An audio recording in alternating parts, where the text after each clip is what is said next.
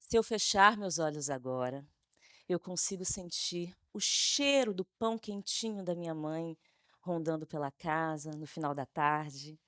Eu consigo ouvir as notas do violão do meu pai, um pouco desafinadas, e a risada escancarada que ele dava por onde quer que ele fosse. Eu lembro de muitos detalhes, do jardim, da família reunida, do churrasco, do mate no fim da tarde, do abraço, dos afagos, dos consolos nos momentos de choro, dos beijos, como tinha beijo e abraço. Eu nasci nesse lar afetuoso. Minha mãe, uma mulher muito inteligente, muito corajosa, era a mais velha de 9 irmãos. E mesmo tendo começado a vida trabalhando na roça, lá no Paraná, ela foi a primeira pessoa da família a concluir um curso superior. O meu pai, ele era o rei da simpatia. Ele é aquela pessoa que gostava da casa cheia de amigos, sempre tinha uma piada para contar e estava sempre disposto a ajudar quem quer que fosse. Sabe aquele tipo de gente que a gente pode contar? Eu e o meu irmão, modéstia à parte, a coisa mais fofa do mundo. A gente era o xodó da família. A nossa vida era protegida, segura. Nós tínhamos uma vida cercada de certezas. Até que um dia, minha mãe caiu na varanda da nossa casa, na minha frente, fechou os olhos e não abriu mais. Morreu aos 36 anos de idade, vítima de um infarto fulminante. Naquele dia, a minha redoma de proteção se quebrou. E eu descobri o que era medo e incerteza. O que eu ainda não sabia naquele dia 12 de março de 1993 era que a viagem que meus pais tinham feito para São Paulo um mês antes teve um motivo muito importante. Eles foram visitar um médico e o médico não deu boas notícias. Ele deu o diagnóstico de 1 ano de vida ou um tratamento arriscado e complexo. E raro também, de transplante de coração e de pulmão. Só que a paciente não era minha mãe, era o meu pai. O mesmo pai que um mês depois estava ali, em pé, enterrando a esposa, ao lado dos 2 filhos pequenos para criar. Apesar do que parece, essa não é uma história sobre tragédia. É uma história sobre esperança. É a história sobre como a dor me salvou e sobre como a fé se transformou para mim em um código de coragem. Depois que isso aconteceu, meu pai resolveu agir e viver. Primeiro, ele se aposentou e conseguiu um fato raro, um feito raro, ainda mais naquela época: viver exclusivamente dedicado à nossa família. Os nossos dias, eles não eram tristes, os nossos dias eram alegres. Ele fazia questão que a nossa infância tivesse tudo, tudo que ela precisava ter. Meu pai vivia e lutava. Ele tentou vários tratamentos paliativos que pudessem dar qualidade de vida a ele e prolongar a passagem dele por aqui. E o meu pai vivia e rezava. Ele sempre foi um homem de muita fé, mas claro, depois que tudo isso aconteceu, se tornou mais ainda. Meu pai vivia sempre acreditando, rezando. E nas orações dele, ele pedia a solução para o maior sonho dele, que não era necessariamente a cura. O sonho do meu pai era que os 2 filhos dele pudessem crescer felizes. Ele era a nossa grande inspiração. O escritor Yuval Harari, autor do best-seller Sapiens, é uma obra maravilhosa, diz nesse livro que um dos grandes passos que nós, Homo sapiens, demos para chegar até aqui foi a nossa incrível capacidade cognitiva de acreditar naquilo que a gente não consegue ver. Foi isso que tornou possível que nós fundássemos cidades, que nos aglomerássemos em multidões, que vencêssemos inimigos muito maiores do que nós. Certeza absoluta, conjunto de crenças ou simplesmente fé. O meu pai, claro, nunca leu Harari, mas ele, à maneira dele, nos deu ferramentas que tornaram possível o nosso avançar na vida. Um dia, depois de um tempo, ele chamou a mim e o meu irmão para uma conversa. A gente já era um pouco maior. E disse assim: Papai hoje teve uma conversa com Deus. E Deus falou comigo. E ele disse que daqui a um tempo o papai vai embora. Mas eu podia ficar tranquilo, porque Deus vai carregar vocês no colo para sempre. Enquanto vocês viverem, Deus vai carregar vocês no colo.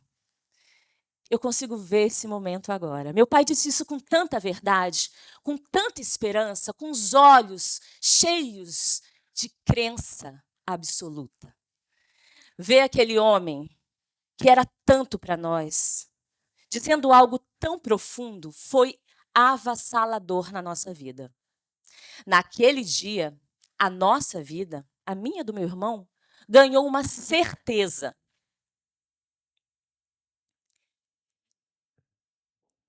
Deus nos carregará no colo. Deus nos carregará no colo.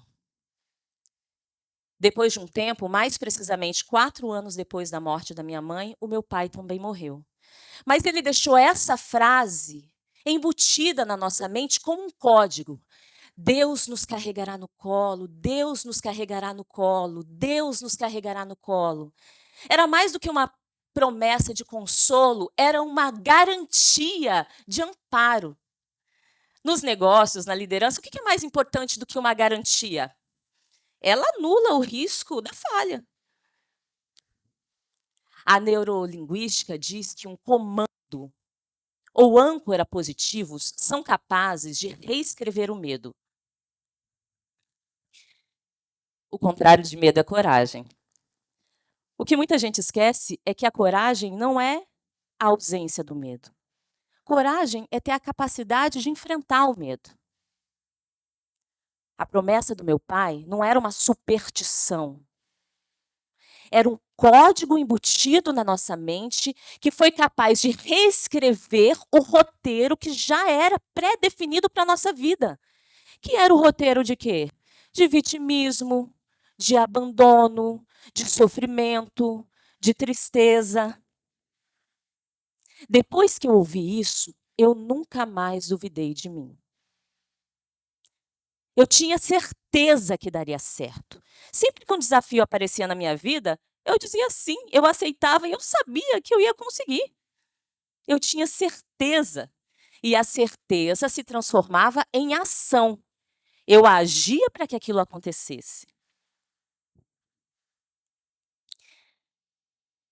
A certeza, ela nos dá uma capacidade de ter uma postura de comunicação inabalável. Foi isso que o Deus nos carregaria no colo do meu pai fez por mim.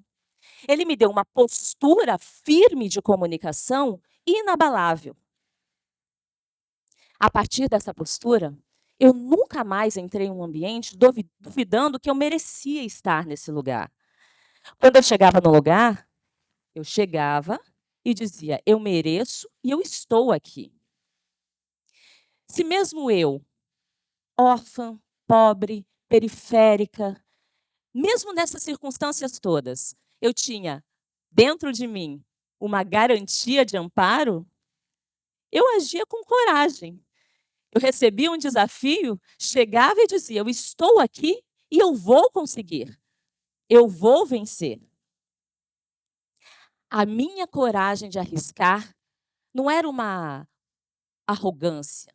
Eu sabia que daria certo, não porque eu me achava melhor do que ninguém, mas é porque a minha base, ela era inabalável. Conjunto de crenças, certeza absoluta, fé. E a partir disso, todas as vezes que eu agia com coragem, eu me tornava a prova viva da promessa do meu pai. Foi assim que eu lidei com todos os desafios que apareciam na minha vida. Como quando, por exemplo, eu era criança ainda, e eu resolvi dar aula de reforço para os meus vizinhos para ganhar um dinheiro. E com esse dinheiro, eu paguei um curso, comecei a pagar um curso de inglês. ou quando eu tinha 16 anos de idade, e eu recebi a proposta, meio maluca, de montar o Alto de Natal em um município do interior do meu estado. Eu disse: "Eu vou".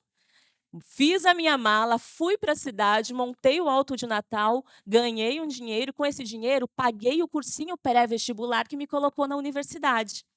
Foi assim que eu consegui os meus primeiros estágios, que alguém andando no corredor disse: "Você gostaria de trabalhar na televisão?" E eu disse: "Nunca tinha pensado, na verdade, nisso". Eu disse: "Sim". Deus me carregaria no colo, Deus me carregaria no colo. Foi desse jeito que eu me posicionei em inúmeros momentos desafiadores na minha vida profissional como jornalista, em situações complexas que me amedrontariam, diante de pessoas muito mais poderosas do que eu. Deus me carregaria no colo, alguma coisa me dizia. Foi assim que eu decidi formar uma família. E por causa desse projeto, eu deixei tudo para trás, para começar uma carreira do zero, em um lugar onde ninguém me conhecia. Hoje, 12 anos depois, eu tenho a alegria de dizer que eu sou editora, apresentadora titular, professora universitária. Eu tenho muito orgulho em dizer que eu sou cidadã sergipana e aracajuana, títulos que eu recebi como mérito pelo meu trabalho realizado aqui. Foi assim que eu lidei com cada desafio diante da criação dos meus filhos. E foi assim que eu aceitei o convite para estar hoje aqui diante de todos vocês. Não existe vida perfeita. Essa é só a minha história. A nossa experiência aqui, ela não pode ser reduzida a uma fórmula como uma receita de bolo. Por isso, eu sinto dizer que eu não estou aqui para trazer nenhuma resposta para vocês. Mas eu gostaria de fazer algumas perguntas. Quais são os códigos que vocês têm repetido para vocês mesmos? Quantas vezes você deixou um sonho para trás só por causa do risco da incerteza? Até quando você vai viver o roteiro pré-escrito por outras pessoas para você? Será que você seria capaz de transformar a fé em um propósito, em uma equipe ou em você mesmo, no seu código de ação, de coragem? A resposta eu não tenho. A resposta está com cada um de vocês. Antes de me despedir, eu queria compartilhar com vocês essa imagem. Essa sou eu hoje, meu esposo, meus filhos. Esse é meu irmão, meu sobrinho, minha cunhada. Muitos anos depois do que aconteceu com minha mãe e com meu pai, eu estou aqui, presente, diante de todos vocês, para dizer com absoluta convicção que o desejo do meu pai, feito com tanta fé, foi atendido. Que o grande sonho dele foi realizado. Que o código de coragem dele valeu a pena. Com absoluta convicção, eu digo que nós fomos, nós somos, e se Deus quiser, nós continuaremos a ser muito felizes. Obrigada.